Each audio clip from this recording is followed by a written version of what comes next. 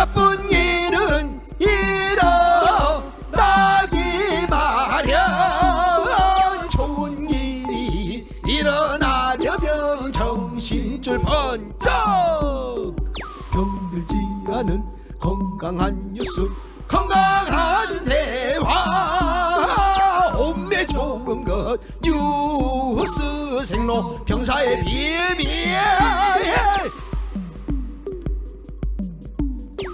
뉴스의 본질, 뉴스의 비밀을 파고드는 시간, 뉴스 생로병사의 비밀 시작합니다.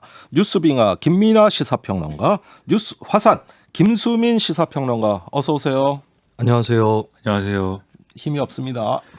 왜냐? 오늘 너무 덥습니다. 네. 그래요? 추울 줄 알고 따뜻하게 입었는데 네. 더워서 땀이 뻘뻘 나면서 빙하가 녹아버렸습니다. 네, 비도 그러면 일부 왔어요. 빙하가 녹을 정도로 더우면 화산은 폭발을 했겠죠? 네. 화산도 힘이 없어가지고 폭발이 안 되고 있습니다. 자, 힘 좀 냅시다. 네, 이렇게 화산도 방송하면 안 됩니다. 네, 흘러나오고 있습니다. 마그마가. 네. 자, 코로나19 확산세가 심상치가 않죠. 오늘 신규 확진자가 300명대를 넘어서면서 3차 유행이 현실화하는 것 아닌가 걱정들 많으십니다. 정확한 상황 진단이 필요하겠죠. 전문가 연결합니다. 전병률 전 질병관리본부장, 안녕하세요. 네, 안녕하세요. 전병률입니다. 네. 자, 얼마 전까지 신규 확진자가 200명대였는데 오늘 300명대 진입했어요. 이게 무슨 의미일까요? 네, 아무래도 이제 겨울철에 가까워지면서 예. 이 바이러스의 이제 감염력이 높아지는 그런 시기가 가까워졌다. 예. 얘기는 뭐냐면 날씨가 이제 추워지고 건조해지면은 네. 바이러스의 생존 기간이 길어지고요. 네. 또 그렇게 되면 감염하는 그런 가능성이 높아집니다. 네. 그런데 이미 200명대에 진입하는 순간부터 전국적으로 이 산발적 감염이 늘어나고 있기 때문에 네. 이미 우리 주위에는 늘 감염을 일으킬 수 있는 환자들이 함께 있다. 네. 그렇기 때문에 겨울철 또 실외 활동이 많아지는 이 시기에는 환자의 발생이 급속히 증가된다. 이거입니다. 예측했던 일이거든요. 예. 이게 지금 현실화가 되고 있다. 이렇게 보셔야 되겠습니다. 예, 원래 정은경 질병관리청장은 2 내지 4주 후에 한 300~400명 환자가 발생할 수 있다. 이렇게 말씀하셨는데 이틀 만에 300명 선이 발생이 됐어요. 방역당국 예상보다 훨씬 빠른 것 같네요.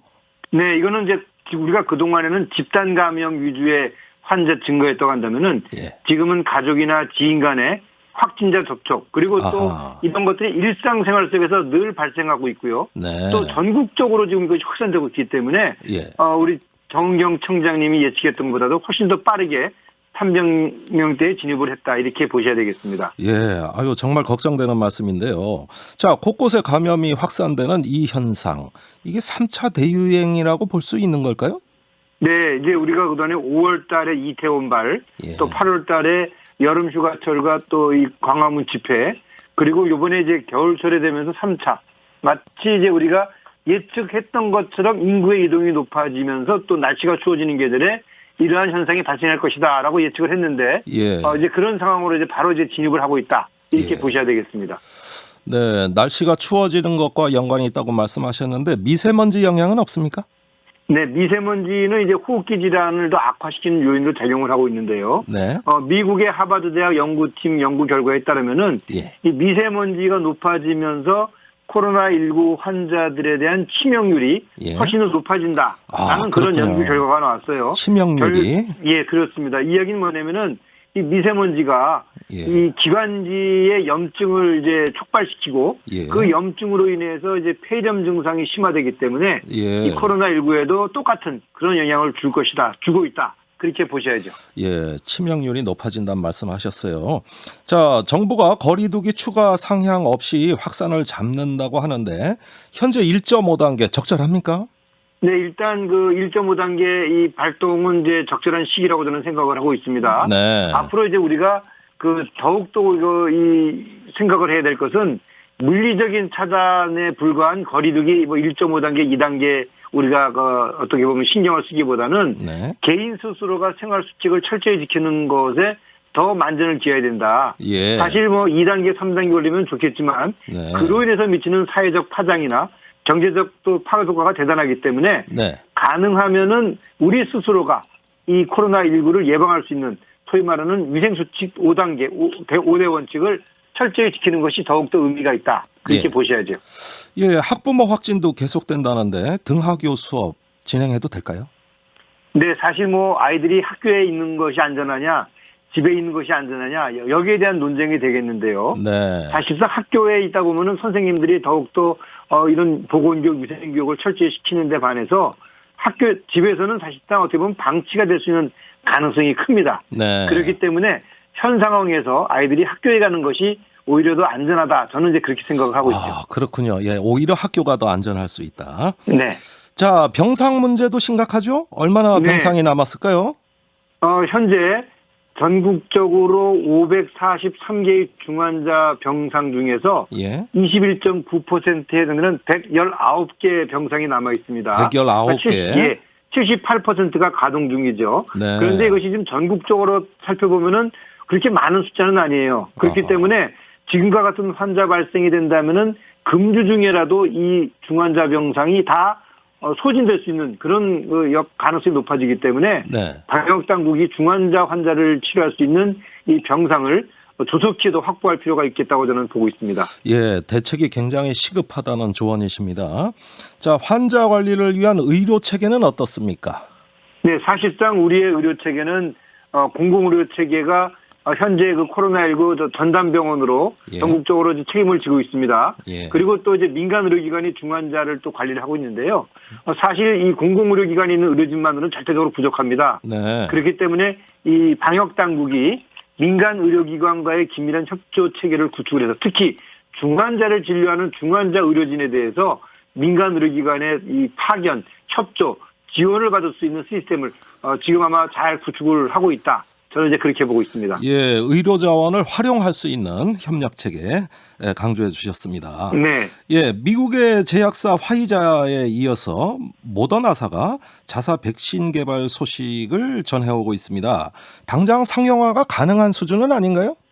일단 뭐 화이자나 모더나의 이 백신 개발을 이제 미국 FDA죠. 예. 미국 FDA의 긴급 사용 승인을 이제 신청하게 되면은 아마도 12월 달부터 백신 생산을 하고 바로 접종을 하겠다라는 것이 이제 모더나와 화이자의 입장이라는 걸 비춰봤을 때. 예, 12월은 바로 다음 달이네요. 예, 그러니까 빠르면 내달부터 미국에서는 백신 접종이 가능하다 이런 예측을 하고 있고요. 네. 그리고 또 특히 이제 이 제약회사에서는 특히 모더나는 내년에는 전 세계적으로 15회분의 이 투여분을 생산할 수 있을 것이다. 네. 그렇게 전망하고 있습니다. 그렇게 본다면은 이미 이 대량 생산 체계를 이제 만들어가고 있다. 어떻게 보면 상당히 희망적인 그런 시그널을 보여주고 있다고 보시면 좋겠습니다. 예, 굉장히 고무적인 소식입니다. 그러나 우리가 백신을 얼마나 확보했는가, 또 언제쯤 확보할 수 있는가, 이 점 역시 중요한 포인트죠?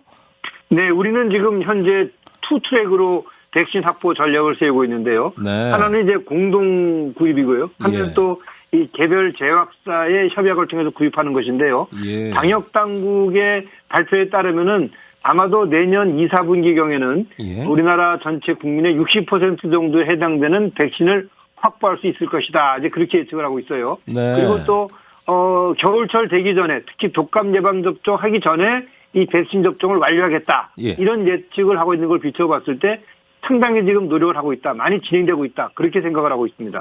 예, K바이오 수준, 우리도 백신 개발 한번 해야 될 거 아니냐? 어떤 의견이십니까? 네, 뭐 당연히 우리가 백신을 해야죠. 네. 근데 요번 이 코로나19를 계기로 해서 우리나라의 이런 이 신약 개발 수준, 또 백신 개발 수준, 또 특히 시약, 진단시약을 개발하는 수준이 상당히 이제 향상이 됐습니다. 네. 지금 현재 백신 개발과 관련돼서는 2개 제약사가 지금 1상과 2상을 동시에 지금 진행을 하고 있는데요. 네. 우리도 빠르면은 내년 연말 정도에는 자국의 백신이 이 생산될 수도 있다라는 그런 가능성을 지금 보여주고 있다고 저는 보고 있습니다. 예, 희망적인 소식으로 보여지고요. 그렇게 됐으면 좋겠습니다.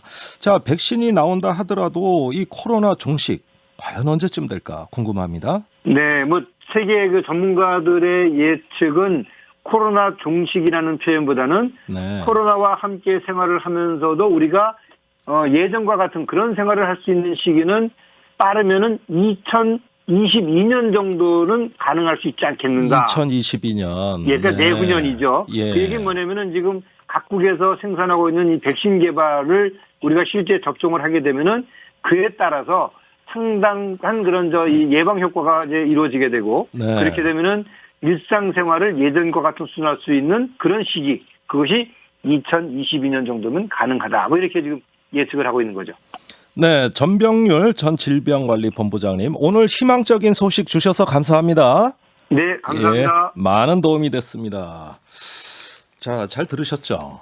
예, 지금 이 전병률 질병관리본부장님은 병 주고 약 주고 둘 다 하셨어요. 상황은 굉장히 심각하지만은 극복할 수 있는 백신 개발 또 조금만 더 참으면은 2022년이면 완전히 일상생활이 가능하다 이렇게 말씀을 하셨네요. 자, 지금 전 세계가 엄청나게 심각한 상황이죠.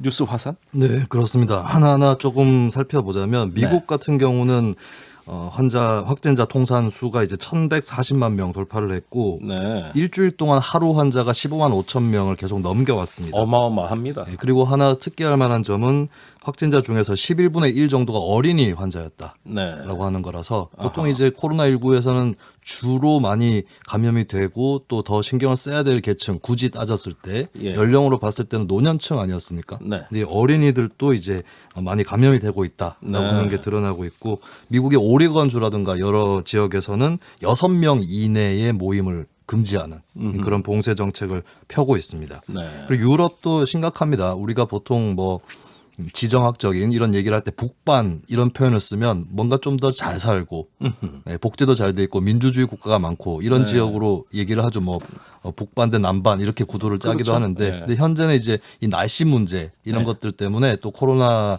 대유행에서 더 불리한 지역으로 현재로서는 그렇게 접어들고 있는 건데 유럽 맞아요. 중에서 한때 유럽의 중국이라고 불릴 정도로 심각했었던 이탈리아 네. 예, 또다시 상태가 심각해지고 있습니다. 완전히 의료 체계가 붕괴됐다는 소식도 그렇습니다. 들려요. 이탈리아 같은 경우는 또 그 지방자치, 분권 이런 것들이 발달한 나라인 동시에 북부와 남부의 격차 이런 것들도 강하기 때문에 네. 예, 지방 의료에서 문제가 좀 있다 이런 것들이 예. 드러나기도 했었죠. 네. 이탈리아 같은 경우는 하루 신규 사망자 수가 700명을 초과할 정도의 사망자만 네. 그게 이제 참나요. 7개월 전의 추세로 다시 돌아간 그런 모양새가 되겠습니다. 예. 그리고 러시아도 하루 사망자가 400명 넘게 예. 그렇게 발생을 했고요. 이러다 보니까 이제 유럽 각국에서 봉쇄 수준이 높아지고 있는데 프랑스 같은 경우가 대표적인 사례일 것 같습니다. 출퇴근 등하교 시의 동반, 네. 또 집 부근의 산책 이런 활동들을 빼면은 다 봉쇄하는 아. 네, 그런 쪽으로 가고 있고 거의 뭐 계엄 사태 같아요. 네, 그렇습니다. 통행 금지가 실시되는 거 아닙니까? 그거 사실 뭐 뭐 상당 부분 그렇다고 볼 수 있겠죠. 생필품이나 의약품 정도 사러 갈 때나 허용이 되는 네. 이런 수준으로 접어들고 있고 영국 역시도 봉쇄 조치가 계속 이어지고 있습니다. 네. 아이고, 우리나라에 사는 게 이렇게 행복하다는 느낌은 제가 아주 진하게 받습니다.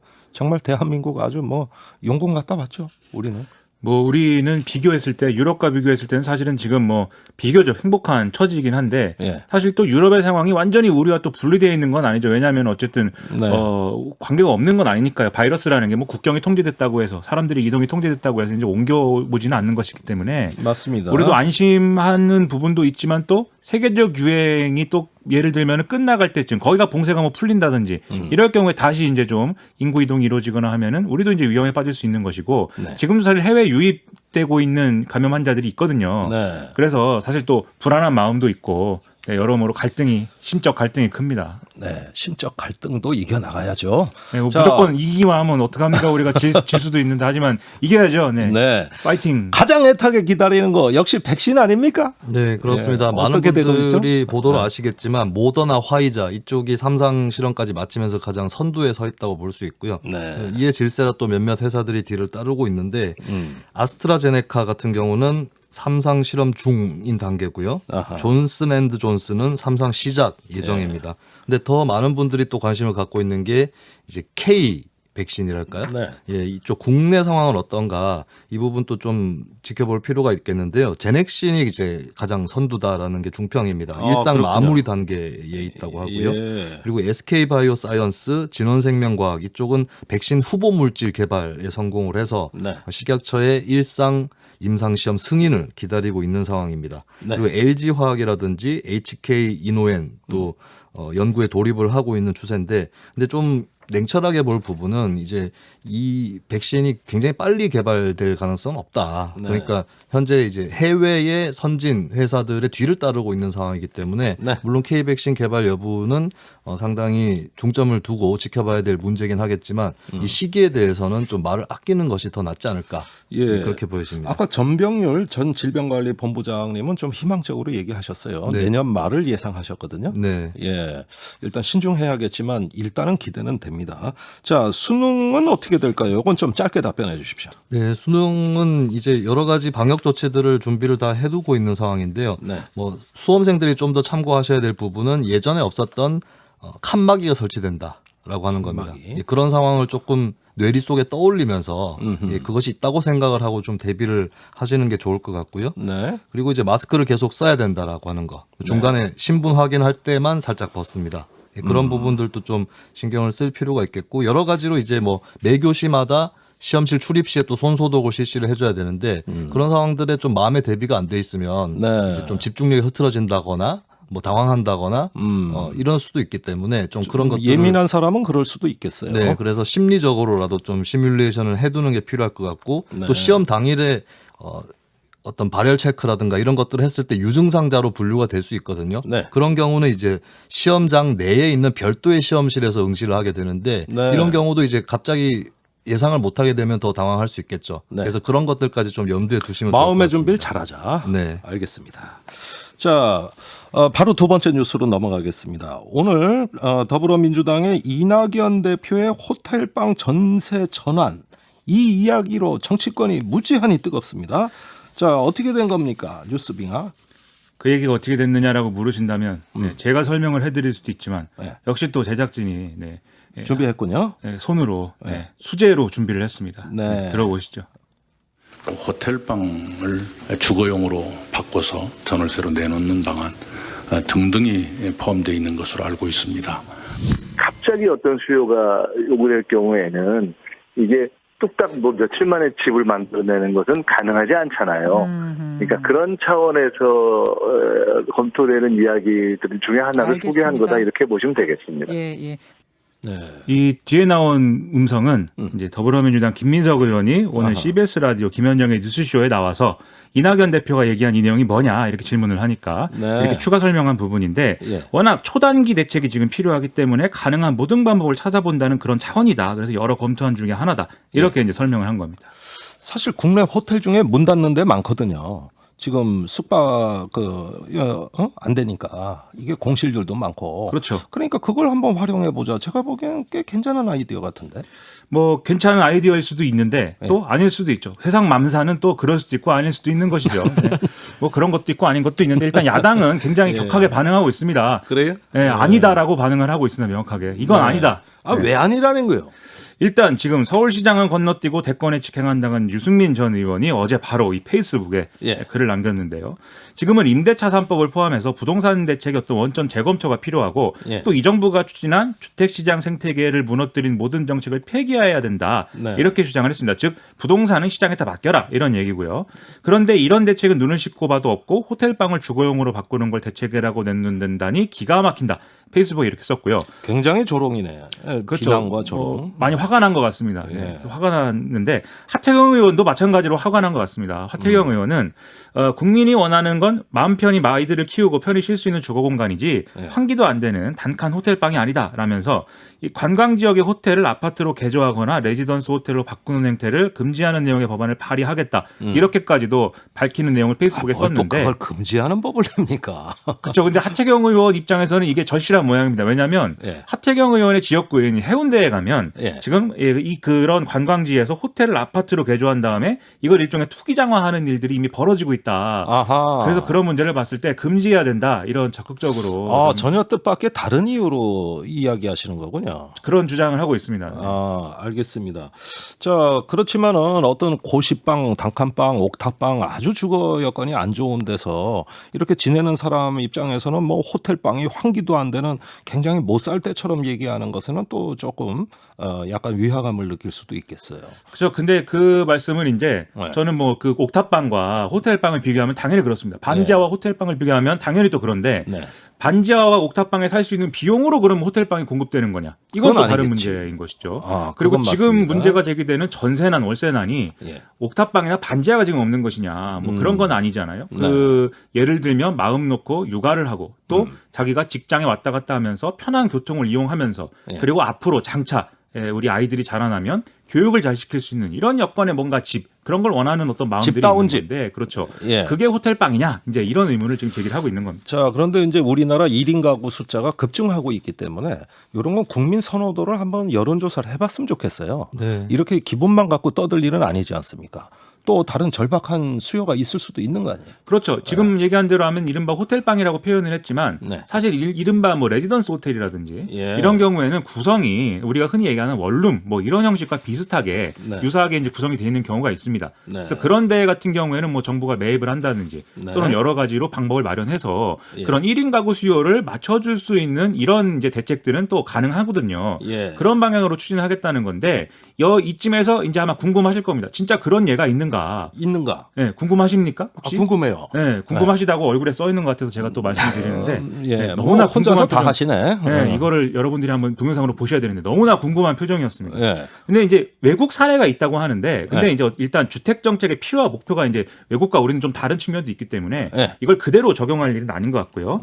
국내 사례의 경우에는 서울시가 지난해 5월달에 종로구에 있는 베니키아 호텔을 네. 역세권 청년 주택으로 개조해서 공급한 사례가 있습니다. 어허. 근데 초기에 좀 혼란이 있었던 게 이 기존에 이제 이 호텔에서 쓰던 가구라든가 침구 이런 것들이 이제 그대로 있었고 예, 예. 그 다음에 월 임대료 외에도 추가로 이 가구 대여비라든지 그리고 뭐 기본적으로 제공되는 룸 서비스 있지 않습니까? 네. 청소비라든지 뭐 세탁비 이런 것에 대한 비용을 추가로 이제 요구를 하는 그런 상황이 결국 되면서 호텔 생활이네. 그렇죠. 예, 자기 집이라기보단 뭐 호텔 투숙에 가까워 보여요. 그렇죠. 그러다 보니까 월세가 실질적으로 부담해야 되는 월세가 한 월 70만 원 정도에 육박하게 돼서 아. 애초에 이거는 청년들이 이용할 수 있는 주거 형태가 아니지 않느냐라고 해서 뭐 네. 계약이 파기되고 뭐 이런 사례가 속출했었다고 합니다. 네. 근데 그 이후에도 사실은 이런 것들을 좀 해보려고 추진하는 노력들이 있었는데 예. 뭐 호텔의 뭐 소유 구조라든지 이런 것들이 복잡하게 얽힌 경우들도 많아서 예. 뭐 잘 안 됐다고 하고요. 어허. 그리고 이런 뭐 문제가 아니더라도 앞서 말씀드린 결국 호텔방이라는 그 호텔이 이제 있는 어떤 입지 여건하고 네. 사람들이 원하는 어떤 주거 형태와 그 여건이 또 다를 수가 있기 때문에 수요 공급이 완전히 맞는 그런 이 대책은 아니다라는 평가가 이제 나오는 거죠. 아이 그나저나 대책이 언제쯤 나오는 겁니까? 그렇죠. 어떨 땐 대책을- 전세 대책 없다는 말도 하고. 그렇죠. 왜? 이거 도대체 나오는 거예요? 안 나오는 거예요? 대책이 곧 나올 것이다라는 말을 제가 한 2주 전부터 들은 것 같은데요. 예. 곧 나올 것이다라고 얘기한 다음에 사실 그런데 대책은 없습니다. 그렇게 얘기하고 난 다음에 예. 다시 또 곧 대책이 나옵니다. 예. 이렇게 얘기를 하고 또 해서 완전히 양치기 소년 되셨어요. 결국 오늘 대책이 나올 거라고 했는데 예. 그렇지 않고 내일 나온다. 네, 곧 내일, 네, 여러분들, 네, 곧 나옵니다. 네, 기다리시면은 네, 대책이 나온다라고 하는데 네. 어쨌든 이 내용을 보면은 뭐 꼭 호텔방이 문제가 아니고 예. 정부가 동원 가능한 공공임대 물량을 단시간에 다 모아서 전세난을 타개하겠다 이게 목표고 네. 뭐 LH나 SH 공사 등이 빈주택을 사들이거나 임대를 해서 전세 물량으로 재공급하는 매입임대, 전세임대 네. 이런 것들이 주요 카드다 이런 설명입니다. 우리 청취자분들 가끔 댓글에 너무 말씀이 길시다. 네. 김수민 네. 뉴스 화산도 좀 발언권 좀 더 드려라. 이런 네. 댓글 네, 휴화산이 가끔, 됩니다, 제가. 올라오고 있거든요. 네. 예, 어떻게 한 말씀 해보세요. 일단 이 공급 대책이라는 것이 좀 늦게 제시가 되고 있는 게 문제가 아닌가 그런 생각이 듭니다. 네. 그 부동산 대책을 현 정부에서 굉장히 여러 차례 많이 내놨는데 다양한 대책들을 내놨죠. 근데 그렇죠. 좀 지금 점검을 해봐야 될 것이 순서를 좀 점검을 해볼 필요가 있다는 생각이 들거든요. 이를테면 전월세 상한제 같은 경우도 이게 제도 자체로만 봤을 때는 괜찮은 제도일 수 있어요. 네. 근데 지금 전세 시장하고 매매 시장이 보통 좀 따로 움직이는데 2019년부터 같이 뛰어 올랐거든요. 네. 근데 이런 상황에서 잘못 정책을 펴게 되면은 오히려 이제 시장에 나오는 물건이 없어지는 예. 이런 상황이 현재 어느 정도 펼쳐져 있고 네. 이런 것들을 봤을 때 이게 단순히 호텔이라든지 이런 대책 하나만 놓고 평가할 것이 아니라 지금까지 2, 3년 동안 그 순서에 문제는 없었는지 네. 이런 것들을 좀 돌아봐야겠다. 이를테면 공급 확대 신호라든가 이런 것들은 줄 거면 초기에 줘서 시장의 김을 좀 빼놓을 필요가 있었는데 네. 그것을 또 회피해 오지 않았는가. 예. 그래서 이게 부동산 정책은 진짜 살아있는 생물인데 결국에 낱개 정책만으로는 평가할 수 없다. 오케이. 순서가 중요하다고 봅니다. 좋습니다. 우리나라에서는 이게 투기가 수요를 창출하는 게 부동산 시장 특징이란 말입니다.